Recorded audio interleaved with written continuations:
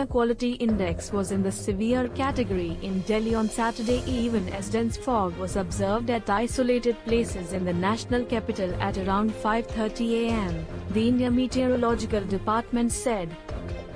On Friday, the IMD had forecast severe cold conditions accompanied by light rain drizzle in the city today. The overall AQI in Delhi recorded 429, that falls under the severe category. In Ashok Vihar, the AQI was 467, while 430 AQI was recorded in areas around Ito. In Rohini, the AQI was 447 and in Wazirpur, it was 475.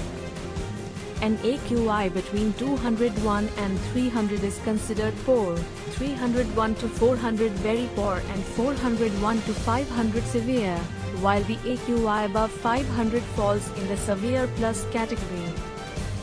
Fog blanketed several parts of Delhi, up, Haryana, Jharkhand, Punjab, Bihar, Assam and Meghalaya on Saturday morning.